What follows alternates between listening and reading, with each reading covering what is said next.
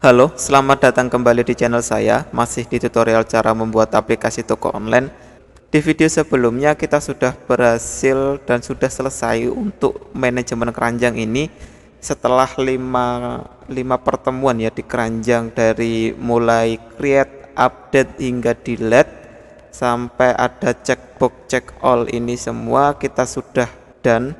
Semoga, tapi nggak tahu nanti kalau kita masih menemukan sesuatu yang bisa kita perbaiki di sini. Tapi untuk saat ini saya rasa cukup untuk di keranjang. Terus setelah ini apa? Berhubung di sini kita sudah punya keranjang, berarti kita akan coba langsung check out atau bayar.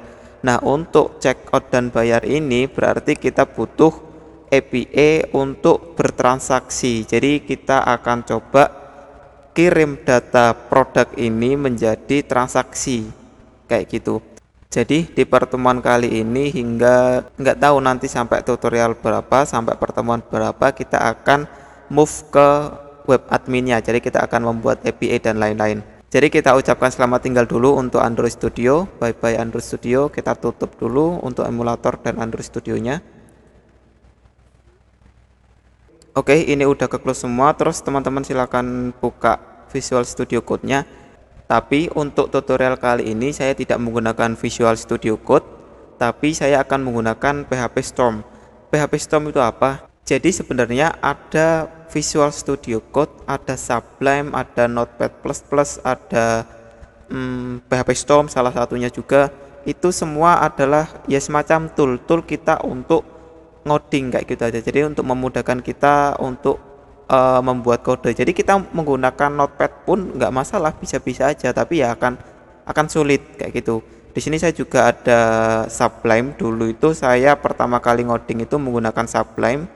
Terus setelah saya kenal Visual Studio Code, saya menggunakan Visual Studio Code. Tapi di sini saya melihat ada, ya saya baru tahu sih sebenarnya ini tuh sudah lama PHP Storm, dan teknologinya itu sama persis kayak di Android Studio. Jadi tampilannya pun sama. Jadi sekilas kayak saya lagi buka Android Studio, tapi sebenarnya ini itu PHP Storm. Jadi di sini coba lihat. Nah, ini PHP Storm. Nah, kenapa saya move menggunakan PHP Storm? Karena ya environment-nya itu hampir sama kayak Android Studio. Jadi untuk autocomplete-nya itu lebih enak. Tapi saya nggak menyarankan teman-teman menggunakan PHP Storm sih, karena sisi lain dia berat banget. Coba di sini dilihat kalau kelihatan ya, di sini itu makan memorinya sendiri itu hampir 1,5 GB. Kalau Visual Studio Code dia hanya 289 MB. Sublime cuma 40 MB. Jadi Sublime itu ringan banget. Visual Studio Code agak berat. Kalau PHP Storm berat banget, kayak kita menggunakan Android Studio. Jadi saya juga tidak menyarankan teman-teman menggunakan PHP Storm. Pakai aja Visual Studio Code yang lebih ringan. Dan di sisi lain ini juga berbayar, jadi nggak free. Yang free-nya itu hanya 30 hari trial. Selebihnya teman-teman harus bayar, dan bayarnya itu juga lumayan mahal. Berapa ya? Di sini kalau for individual use monthly billingnya itu $8. Ya banyak lah, banyak ratus, $8 itu. Jadi saya tidak menyarankan teman-teman menggunakan PHP Storm. Tetap pakai aja Visual Studio Code. Sebenarnya sama aja, nggak ada bedanya, sama aja. Ya ada bedanya, tapi secara keseluruhan itu sama aja. Cuma ada beberapa part yang saya suka di PHP Storm. Oke, langsung aja biar nggak terlalu lama di intronya. Jadi langkah pertama, karena kita akan membuat transaksi, jadi pertama kita harus membuat seperti sebelum-sebelumnya, kita harus membuat controller dulu. Jadi PHP artisan make controller. Nama controllernya apa ya?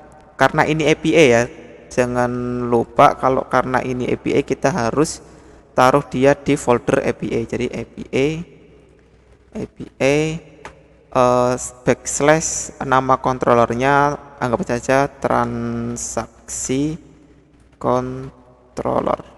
udah gini. Tran T salah T R A N S aksi, bener. Udah, enter. Oke, terang controller created successfully, nanti di sini akan muncul. Nah, ini controllernya udah muncul. Terus nextnya itu kita harus membuat modelnya apa? Modelnya adalah anggap saja transaksi juga. Jadi PH sama, kita copy aja dari atas, make model, nama modelnya transaksi juga, transaksi bener. Terus jangan lupa kasih strip M, ini untuk kita langsung nge-create itunya apa namanya, database-nya juga seperti sebelumnya. Di sini model created migration bla bla bla, ini transaksi. Terus kita harus membuat satu lagi, ini based on pengalaman aja sih, jadi kita membuat juga transaksi detail. Jadi ada transaksi, nanti juga ada transaksi detail untuk melihat lebih detail dari transaksinya. Ini teman-teman ikuti aja, karena ini nanti juga bakal kepake kayak gitu aja.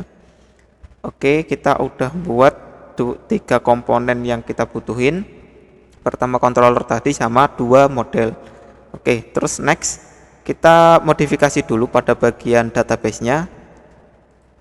Di sini jangan lupa yang merah-merah ini kalau mau dimasukkan ke Git tinggal add aja, add to Git. Nah, ini nanti akan ke add ke Git-nya. Oke, next. Di transaksi ini bukan di sini tapi di create transaksi di database migration, terus di tabel transaksinya ini teman-teman harus isi. Di sini akan saya skip apa yang harus diisi karena lumayan banyak, jadi biar tidak usah ngetik satu-satu, nanti saya jelaskan aja. Oke, di sini udah. Jadi based on pengalaman aja, kita di sini nanti kita ID kan pasti tetap butuh. Di sini kita juga butuh user ID. User ID ini untuk apa? Nanti untuk bertransaksi atau berrelasi dengan usernya. Jadi transaksi ini tuh miliknya siapa, milik user siapa kayak gitu. Terus ada kode payment, anggap saja nanti kita ada pembayaran gitu kan. Kita buatkan kode paymentnya, terus ada kode TRX ini transaksi. Jadi ada kode payment untuk pembayaran, terus ada kode transaksi, anggap saja kode unik ya, sama, hampir sama kayak ID, tapi di sini tuh kayak pernah nggak sih di transaksi itu ada kayak invoice-nya, kode untuk pencatatan pembukuan kayak gitu ya, anggap saja nanti ada gitu aja supaya lebih enak. Terus ada total item itu jadi dalam transaksi ini belanja berapa banyak item kayak gitu. Terus total harga, ada kode unik ya kayak di Tokopedia dan lain-lain gitu kan, ada kode unik di belakang ya, kita ikut-ikut aja. Status ini nanti status itu supaya untuk kita ngecek dia statusnya menunggu atau selesai atau dibatalkan dan lain-lain. Terus resi, anggap saja nanti kita ada resi, ada kurir, phone, terus detail lokasi itu kita kirimnya ke siapa, kemana kayak gitu. Terus deskripsi mungkin nanti ada catatan atau segala macam.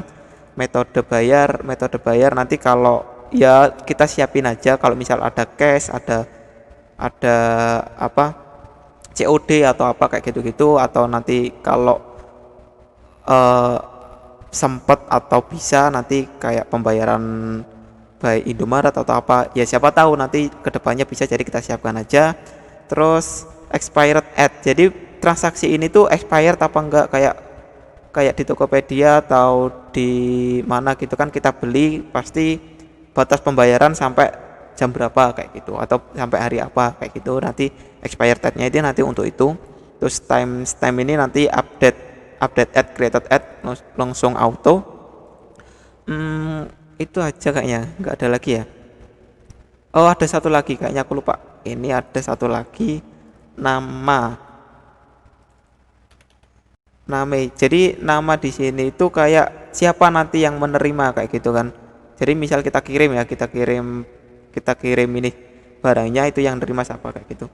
Terus di sini udah kita save, jangan lupa kita move ke transaksi detail. Nah, di transaksi detail ini isinya apa aja. Jadi untuk isinya itu di sini aku skip aja untuk ngetiknya biar nggak terlalu lama. Oke, di sini sudah selesai aku tulis. Jadi di sini tuh ada transaksi ID. Transaksi ID di sini itu untuk apa? Nanti untuk berelasi dengan transaksi utamanya. Jadi di sini kan transaksi utamanya, ini tuh detailnya kayak gitu. Terus produk ID itu nanti untuk menampung produknya. Jadi untuk berelasi dengan produk. Jadi apa yang kita beli nanti bisa langsung kita tampilkan produknya kayak gitu. Total item berapa banyak kita beli, hampir sama kayak di sini, tapi kalau di sini itu total keseluruhan. Misal nanti kita beli 10 barang ya. Jadi di sini itu langsung total keseluruhan dari 10 barang tersebut. Tapi kalau yang item di sini, total item di sini itu untuk total item dari satu barang. Misal kita beli 2 barang.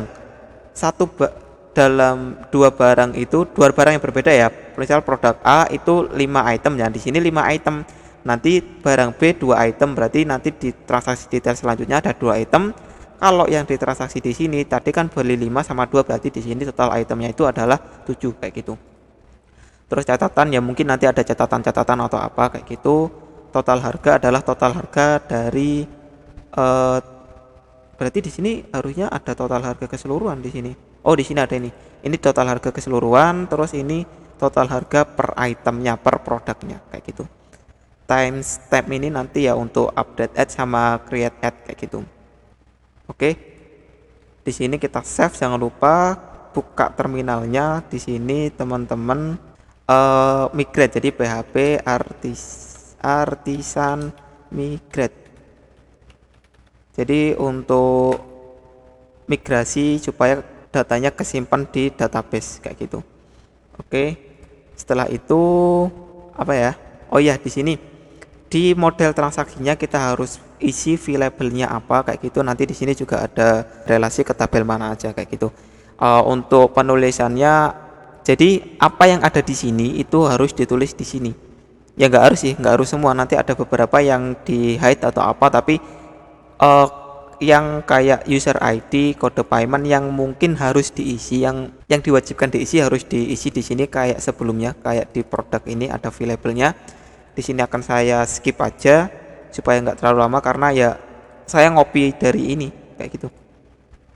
Oke, di sini udah aku tulis semuanya. Setelah itu kita harus membuat sebuah function untuk menghandle relasi per tabelnya. Jadi tabel transaksi ini akan berelasi dengan tabel lainnya.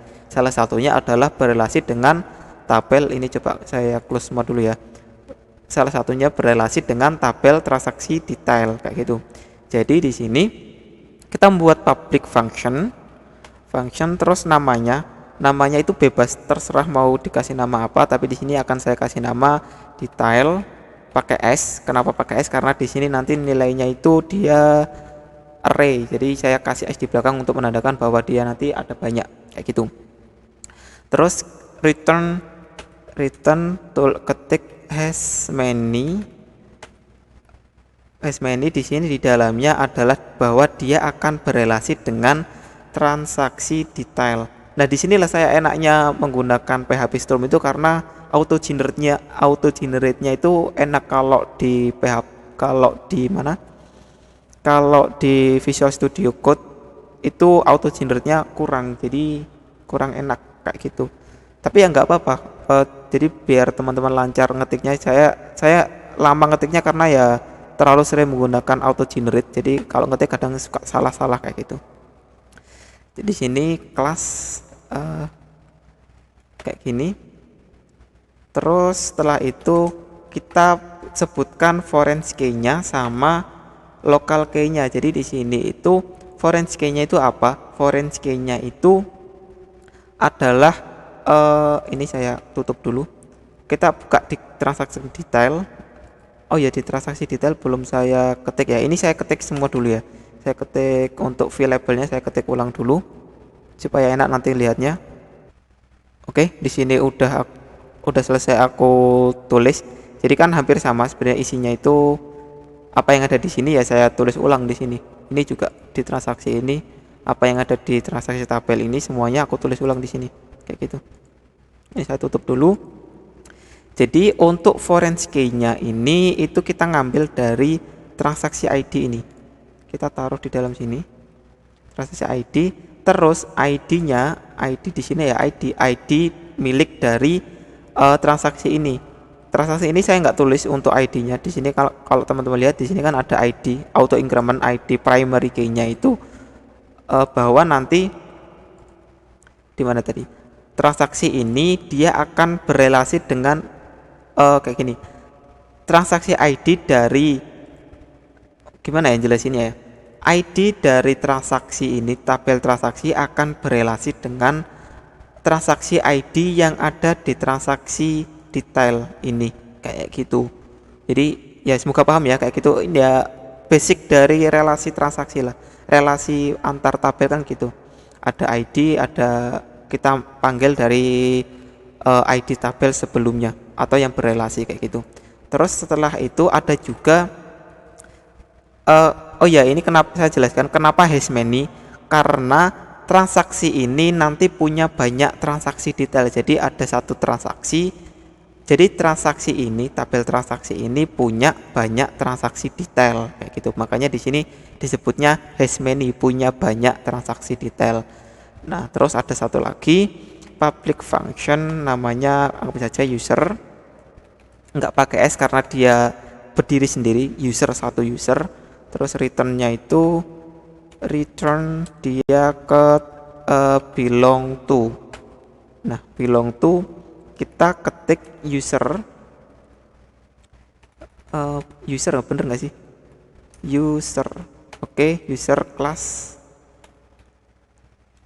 Terus sama foreign key-nya itu kalau teman-teman lihat di sini kan ada user ID. Terus local key-nya adalah ID dari user itu sendiri. Kan kalau teman-teman lihat di user tabelnya kan kolomnya ID-nya ID kan kayak gitu. Ya, semoga paham ya apa yang aku jelasin.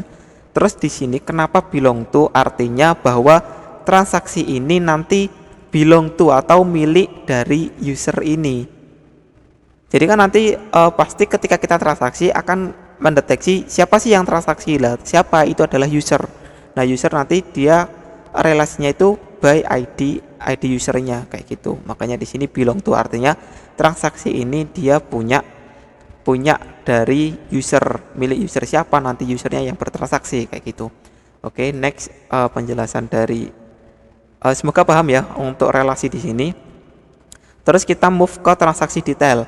Nah, di transaksi detail ini sama kayak transaksi ini. Di sini kan dia belong to, ini kita copy aja dulu ya. Kita copy, kita taruh di sini. Tapi bukan function user tapi function apa ya? Anggap saja transaksi gitu. Bahwa dia miliknya transaksi. Transaksi. Benar kayak gini kan? Transaksi. Terus di sini kita ubah jadi transaksi model transaksinya.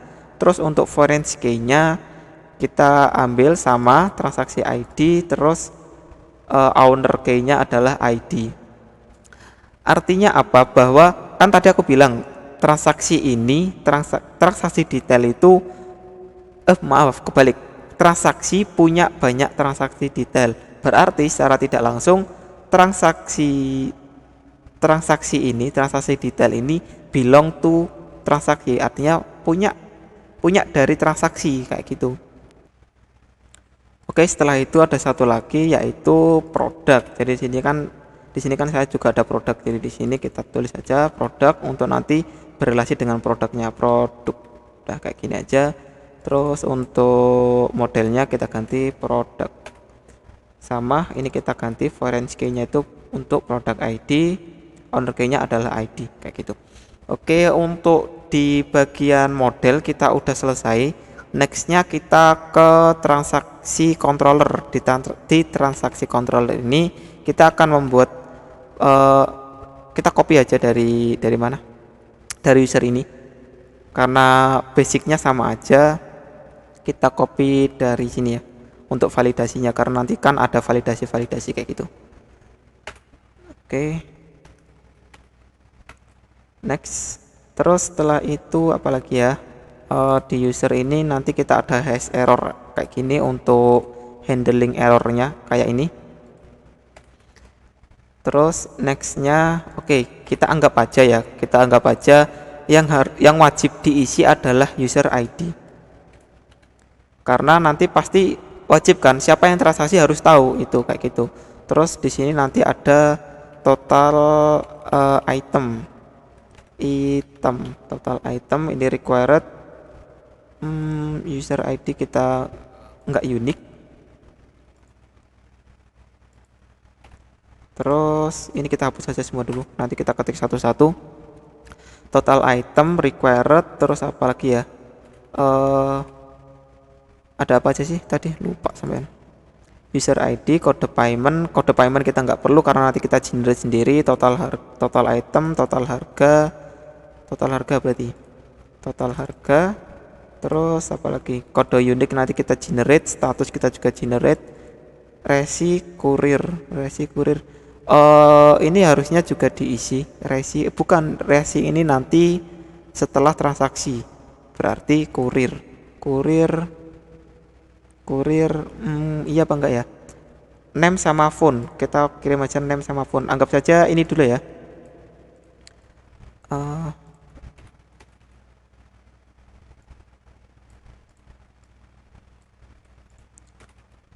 Kayak gini, bentar, ada name sama phone. Yaudah anggap aja ini nanti kalau emang ada tambahan teman-teman tambahin sendiri. Anggap saja ini yang paling wajib, user ID, total item, total harga, name sama phone. Jadi siapa yang pesan, terus nomor teleponnya berapa kayak gitu. Anggap saja ini dulu. Nextnya ini aku split aja ya supaya enak ngelihatnya, apa aja sih field yang kita perluin. Bukan ini, tapi transaksi tabel. Jadi di sini ada kode payment kita generate sendiri. Untuk kode paymentnya berarti kita anggap saja buat kode payment. Di depannya ada dolar, kode payment sama dengan di sini isinya apa ya? Anggap saja kita ketik apa ya?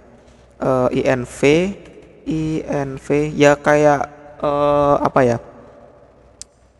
Yes, bebas lah, terserah teman-teman. Ini untuk case saya ya. Case saya itu saya kasih aja PYM untuk payment. Setelah itu slashnya itu anggap saja hari ini, now. Terus formatnya format bener nggak sih kayak gini tulisannya? Oh, ini now-nya itu harusnya karena dia function harus ada buka kurung tutup kurung. Terus formatnya itu Y sama M sama D kayak gini. Jadi anggap saja tahun, bulan sama tanggal, titik, terus kita buat random aja, kita kurang slash terus random data. Ini saya kecilin dulu. Untuk membuat random data atau random number itu tinggal ketik aja rand buka kurung tutup kurung, ini saya tutup. Isinya itu misal dari angka 100 sampai angka 999. Jadi kayak gitu. Ini saya copy untuk membuat kode transaksinya. Setelah itu di sini kita ada total item nanti dapat dari server, total harga juga dapat dari server, dapat dari IPA, kode unik. Nah, kode unik kita buat satu variabel lagi, kode unik, sama dengan kita buat aja sama ya, random aja, random. Biasanya kan kalau kode unik itu 3 digit kan, 3 digit di belakang. Jadi anggap saja 100 sampai 9999. Terus apa lagi ya, status ini itu berarti status. Nah, status itu jadi ini kan pertama kali transaksi ya. Pertama kali transaksi itu logikanya berarti dia itu defaultnya pasti menunggu. Maksudnya menunggu pembayaran. Jadi kan kita pertama kali transaksi dia pasti defaultnya menunggu pembayaran, nanti terus dibayar atau apa segala macam kayak gitu. Oke, next status, terus apa lagi ya? Resi, kurir, nama, phone, nanti dapat semua dari sana. Nah, ini ada expired ad. Expired ad itu ad expired, ini saya ketik, saya copy aja. Expired ad sama dengan hari ini, berarti now terus add day kalau nggak salah, ya nggak sih, ada nggak sih? Nah ini add day, jadi artinya hari sekarang ditambah besok, hari sekarang ditambah 1 hari kayak gitu. Oke, terus setelah itu apa lagi ya? Oke, itu semua ya, kayaknya udah semua. Terus habis itu kita kumpulkan semua data ini di dalam satu variabel.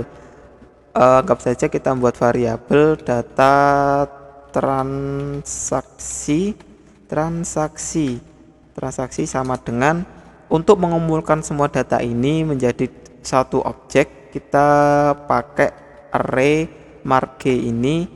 Nah, kita ambil data ini, kita copy aja dari sini. Kita ambil semua data dari requestnya, terus kita buka kurung, tutup kurung siku. Ini saya tutup dulu biar nggak kelihatan error. Baru ini kita masukkan satu-satu. Masukannya itu sama kayak di sini nih, sama kayak nggak ada ya di sini ya. Ini nih hampir sama kayak ini. Ini saya copy aja buat pattern di awal kayak gini. Jadi kita masukkan satu-satu, nggak pakai dolar, terus kita masukkan kode paymentnya kayak gini. Ini saya copy semua.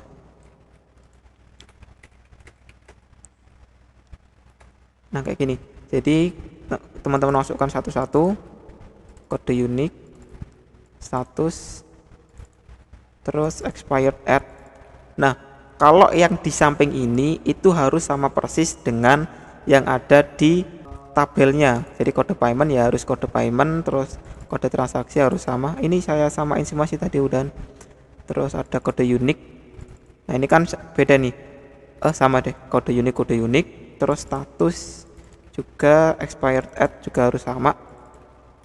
Terus setelah ini apa? Kita akan masukkan semua data ini ke dalam database. Kalau di sebelumnya itu kita create add bla bla bla kayak gitu, tapi di sini tekniknya agak sedikit berbeda, ya hampir sama tapi ada sedikit penambahan, yaitu teman-teman panggil db terus .2 begin nggak pakai transactions. Nah kayak gini kalau nggak salah ya, begin transaction, terus habis itu buat variabel kayak gini. Ini kan kita membuat variabel, bukan sih, bener gak sih? Maaf ya karena saya bukan web developer jadi agak lama. Jadi sepengetahuan saya aja, seingat saya di sini tuh kita membuat variabel baru transaksi, misal transaksi sama dengan kita panggil model transaksinya kayak di user controller. Jadi kan kita panggil user modelnya terus create kayak gitu. Jadi di sini bukan user tapi transaksi, model transaksi ini, transaksi utamanya transaksi ini, transaksi app, terus create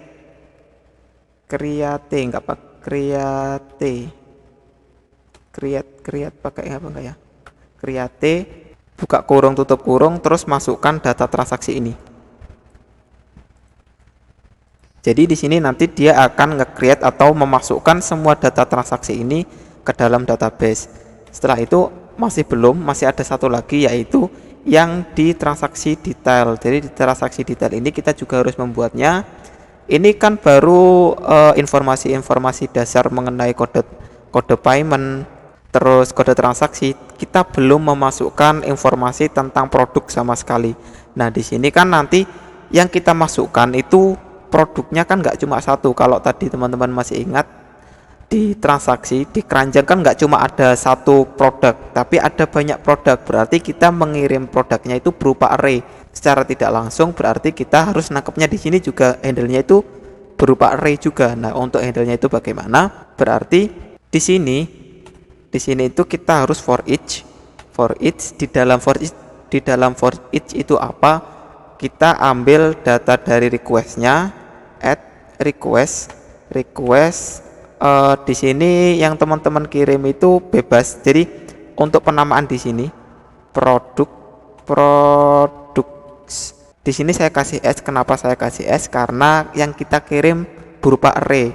Seperti yang saya selalu bilang, kalau berupa array itu selalu saya kasih S, menandakan bahwa dia array. Terus S produk $produk kayak gitu. Ini basic for each di PHP kayak gini. Jadi kita ambil data request dari servernya, bukan dari server ya, tapi dari apa yang kita kirim. Ini untuk penamaan di sini bebas ya. Untuk penamaan di sini bisa P gitu doang, PS kayak gini nggak apa-apa, tapi biar kita tahu aja bahwa kita ngirimnya itu berupa produk, berupa array. Terus kita, ya ini basicnya lah. Terus nextnya kita buat variabel detail untuk menampung detail dari kayak produk, terus transaksi ID, total item, ada catatan, ada total harga. Ini nanti kita tampung di sini. Sama dengan kita array, hampir sama kayak ini. Tapi nanti ini kan kita langsung masukkan, tapi di sini kita buat variabelnya dulu. Nah, apa yang kita masukkan adalah di sini sebentar saya mikir sebentar. transaksi ID. Oh ya, transaksi ID di sini berarti kita masukkan transaksi ID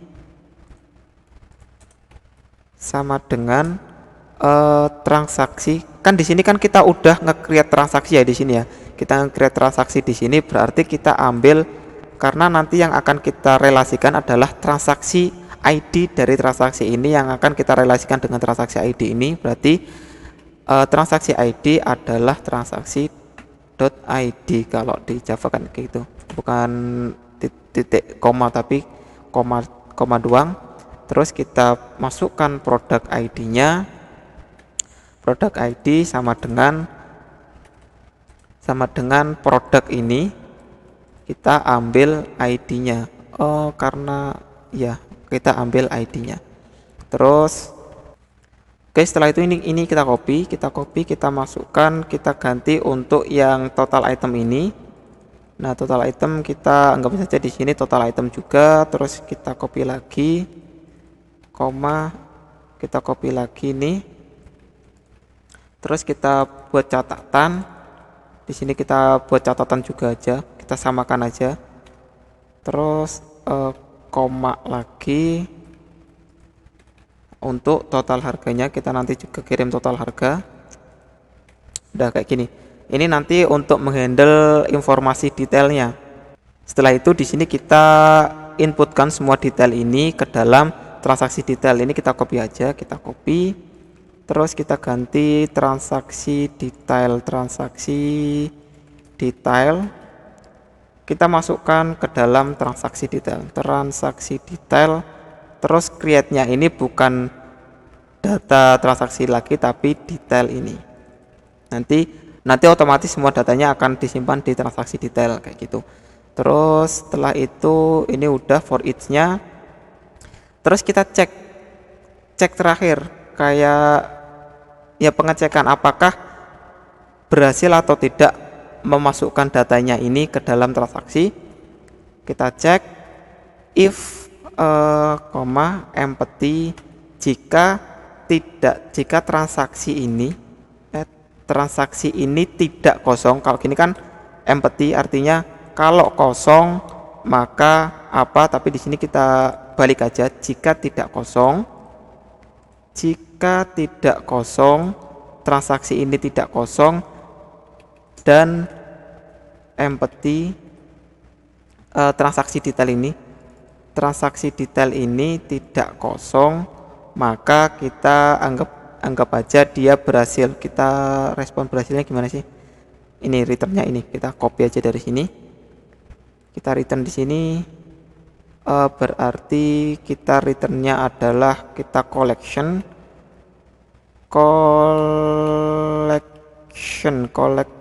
collector apa collect ya, di sini nggak ada,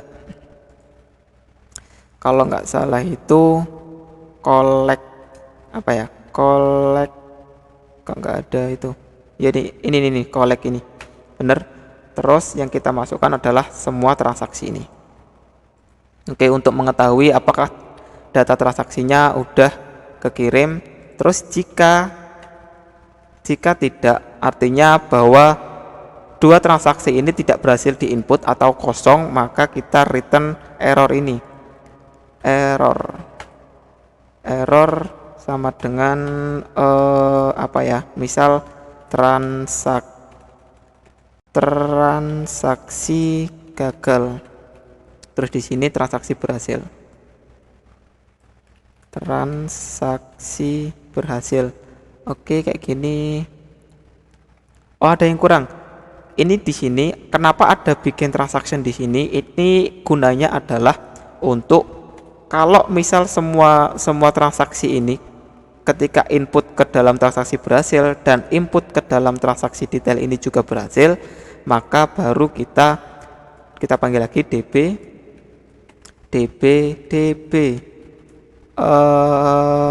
apa ya, db commit kalau nggak salah, nggak ada commit nggak pakai udah kayak gini. Semoga benar, kalau ada error berarti di sini salah. Jadi ini artinya ini berarti di else ini juga harus ada lagi, yang di sini adalah rollback ya. Ini saya jelaskan ya kenapa ada rollback di sini, ada commit di sini. Ini kita bikin transaction, artinya kita kayak ini adalah kayak gimana ya? Ini tuh awalnya. Jadi ketika kita create di sini, ketika kita create, kalau di sini kan kalau untuk yang di user ini bedanya itu kalau kita create mau gagal atau enggak gagal, itu pasti dia akan terkirim atau udah masuk ke database. Nah, di sini masalahnya karena di sini ada dua transaksi. Ini kan pertama kita input untuk yang transaksi dan yang kedua adalah input untuk yang transaksi detail. Maka ketika nanti transaksi detail ini berhasil dan transaksi yang ini berhasil tapi yang transaksi detail ini gagal, maka di dalam transaksi nanti akan tetap ada datanya dan kita nggak mau itu. Jadi makanya kita buat bikin transaction di sini untuk kayak gimana ya jelasinnya. Transaksinya berawal dari sini. Kalau dua-duanya berhasil atau berhasil menginputkan ke database, maka baru kita commit, artinya oke, masukkan ke database. Tapi kalau misal data transaksinya gagal, maka di rollback, nggak jadi, jangan dimasukin. Jadi kalau misal salah satu ada yang gagal, jadi benar-benar dua-duanya nggak jadi dimasukin ke database kayak gitu. Semoga paham apa yang aku sampaikan. Aku juga nggak tahu apa yang aku ngomongin dari tadi. Tapi ya intinya kayak gitu. Oke, ini kita save, kita cek. Oh belum. Ini kita baru membuat controllernya, berarti kita di API-nya kita membuat routingnya. Routing ini kita menggunakan metode post. Kita anggap saja di sini check out ya. Check out terus API controllernya adalah controller transaksi ini. Controller transaksi untuk itu tadi apa? Kita isinya apa? Transaksi controller di sini masih register. Kita anggap saja store. Kita masuk, kita simpan, kita store. Jadi di sini kita store. Jadi ya basic routing ya. Seperti sebelumnya saya nggak jelaskan lagi kenapa seperti ini. Oke, kita save, terus kita run php artisan serve. Oke, udah.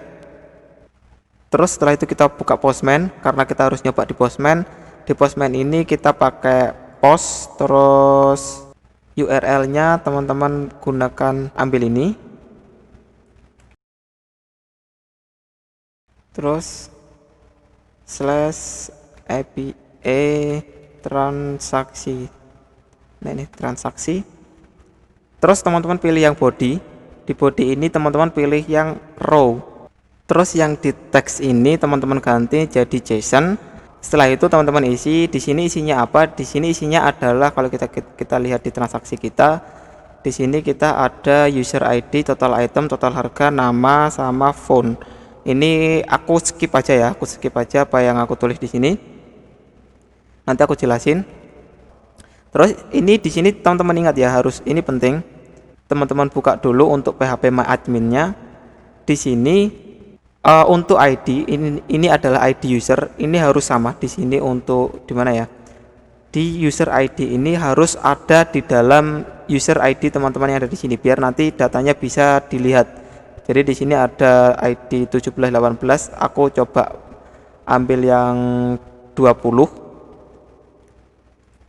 Yang 19. Terus di sini kan ada products. Nah, produk ini ID-nya juga harus ID yang terdaftar di sini, nggak boleh sama, harus berbeda ID-nya. Ya sama sebenarnya nggak apa-apa sih, tapi harusnya kan berbeda karena kita kan belinya itu 2 item yang berbeda. Dan ID di sini, ID di sini itu ID produk dan harus ada di database teman-teman. Jadi di sini misal saya punya produk ya, punya produk itu ID-nya 1 sampai 6. Jadi anggap saja di sini saya pakai ID 1 sama ID 2. Oke, coba aku kirim ya, boom, dan gagal, not found. Kenapa? Karena ini transaksi, harusnya tadi aku bikinnya itu check out, check out. Nah gini, coba kita kirim ulang, boom, dan yay, berhasil. Di sini user ID-nya 19, total item ada 6, terus total harga ya sama persis, di sini ada 285, banyak. Namanya Yudi, phone ini bla bla bla, statusnya menunggu, kode uniknya ini bla bla. Kalau kita lihat di database harusnya ada, kalau nggak ada kebangetan. Di sini di transaksi ini ada total harga, total item 6, total harga ini, nama Yudi, phone bla bla bla ini. Terus kita kalau lihat di transaksi detail nanti ada 2 item. Kenapa ada 2 item? Kenapa di sini ada 2 sedangkan di transaksi ada 1? Karena kan kita beli barangnya 2 kan. Misal di sini, nah di sini kan kita beli barangnya itu 2. Kalau misalnya aku coba ganti di sini untuk user yang 20. Terus aku beli produknya itu ada 4 macam deh misal. Ini koma, harusnya koma. Terus 4 macam ya di sini. ID-nya dari 1, 2, 3. Nah ini catatanku gini, biar nggak sama semua. 9 di sini 2. Beli barangnya ini 1, ini 2 misal ya, misal doang. Oke, aku pesan, aku kirim, maka ini berhasil. Kalau di database-nya pasti nanti akan menambah menjadi 6. Ini coba aku refresh, nge-refresh-nya itu, coba aku refresh. Nah di sini langsung ada 6 karena kita beli barangnya itu setiap transaksi detail itu menampung 1 produk kayak gitu. Jadi kan di sini ada produk ID-nya, produk ID 1, 2, 1, 2, 2, 3. Setiap transaksi detail menampung 1 produk untuk nanti di detailnya itu berapa kayak gitu. Terus yang di transaksi ini adalah keseluruhan per transaksi tadi. Jadi di transaksi ini itu ada berapa item, ada berapa total keseluruhannya berapa, dan ini berelasi dengan transaksi ini, transaksi detail. Di transaksi detail nanti akan berelasi dengan produk by ID-nya di sini, produk situ nanti. Jadi kita bisa lihat jadi kalau nanti kita detailkan itu akan kelihatan produk apa aja yang kita beli kayak gitu. Oke. Cukup sampai di sini dulu aja untuk di tutorial kali ini. Kita yang penting kita udah bisa input datanya ke database. Nanti untuk di tutorial selanjutnya kita akan get datanya. Datanya nanti kita get by user atau by produk itu sendiri atau kayak gimana, nanti kita akan lakukan di tutorial selanjutnya. Jadi sampai di sini aja dulu, dan saya ucapkan terima kasih buat teman-teman yang udah subscribe. Dan untuk teman-teman yang belum subscribe, bisa di subscribe dulu aja supaya nggak ketinggalan update konten lainnya.